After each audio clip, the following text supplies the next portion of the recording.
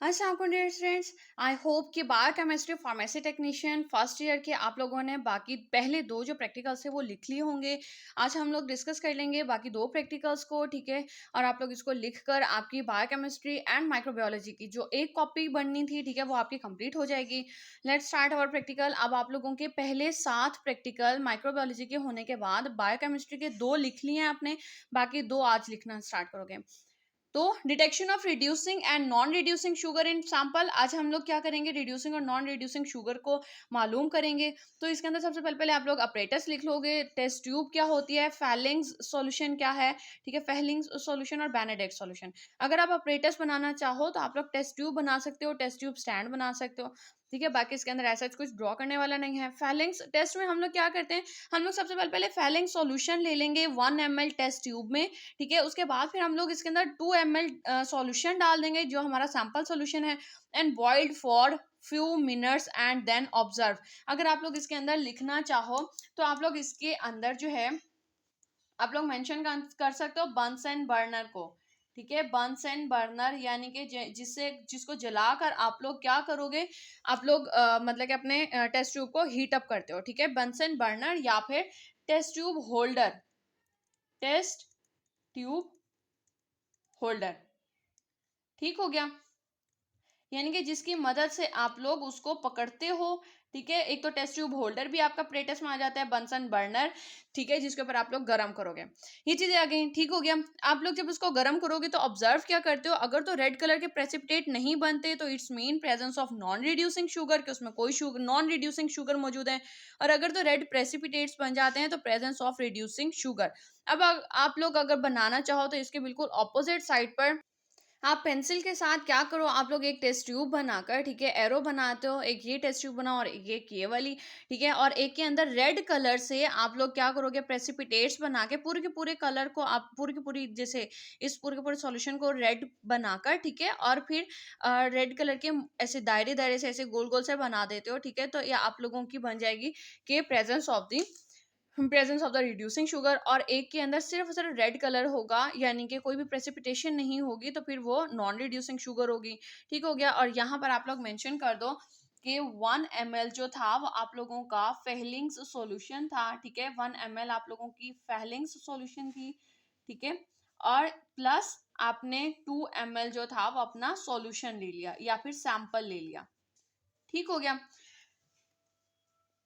इसके अलावा अगर आप लोगों को इस तरह से एक फिगर मिल जाती है नेट से तो आप लोग ये भी मेन पेस्ट कर सकते हैं।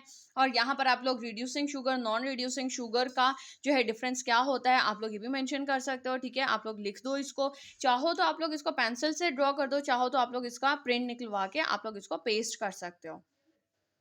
अब हम लोग इसके आगे का जो मेन पेन वर्क है उसको देख लेते हैं। सेकंड टेस्ट हमारा आ जाता है बेनेडिक्ट टेस्ट, ठीक है। तो बेनेडिक्ट टेस्ट को भी करने के लिए हम लोग क्या करते हैं, हम लोग पहले 1 ml ले लेंगे बेनेडिक्ट सॉल्यूशन को टेस्ट ट्यूब में, और फिर 2 to 3 ml हम लोग ले लेते हैं ओरिजिनल सॉल्यूशन, यानी कि जो हमारा सैंपल है, ठीक है, उसको ले लिया। और दोनों को फिर हमने बॉईल किया for few minutes and observe it. और फिर हम जब ऑब्जर्व करेंगे तो क्या होगा, अगर तो ब्लू कलर रिमेन, अगर तो ब्लू कलर ही रहता है तो it's mean non reducing sugar present है। और अगर तो ब्लू कलर जो है चेंज हो जाता है रेड कलर में, then it will be known as कि हमारे पास क्या है, रिड्यूसिंग शुगर मौजूद है।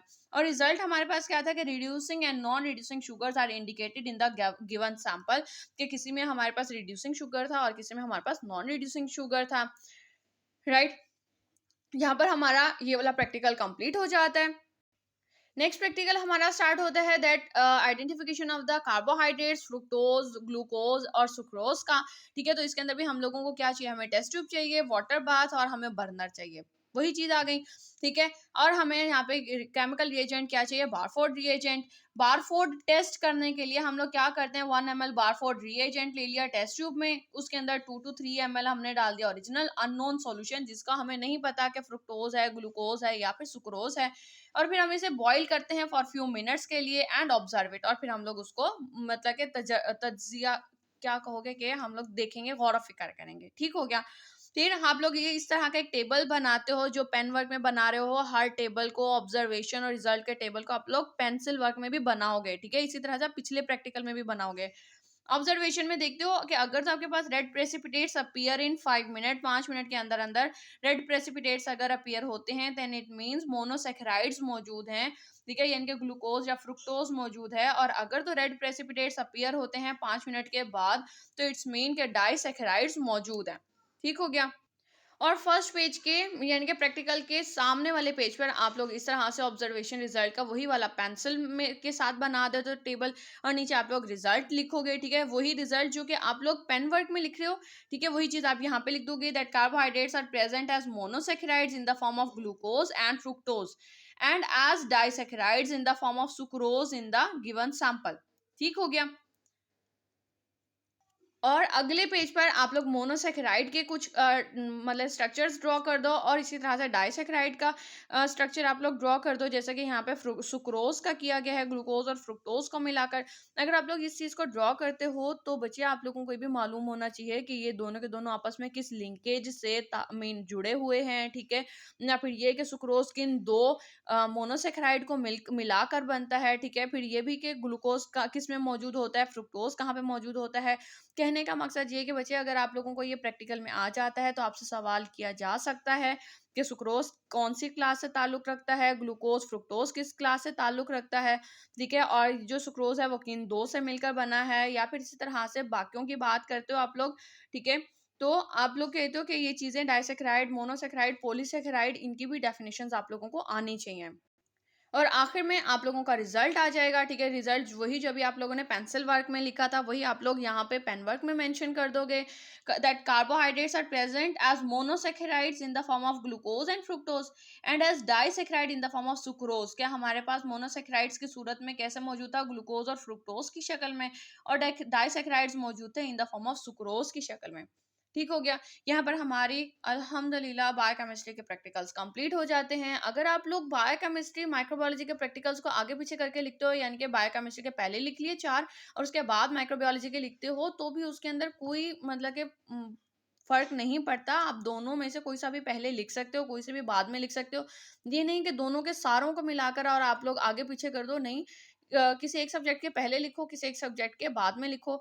कॉपी पे सारे प्रैक्टिकल्स होना लाज़मी है। ये नहीं है कि जी आप लोग मतलब अलग-अलग कॉपीज़ लेके जा रहे हो या एक ही कॉपी पे लिख रहे हो, इट डज़न्ट मैटर।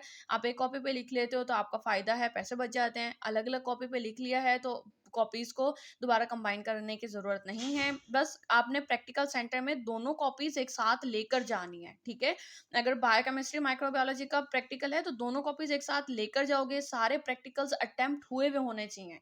ठीक हो गया? अब तक के लिए इतना ही। अगर कोई क्वेश्चन हो तो कमेंट सेक्शन में क्वेश्चन कर सकते हैं। Thank you so much. अल्लाह हाफ़िज़।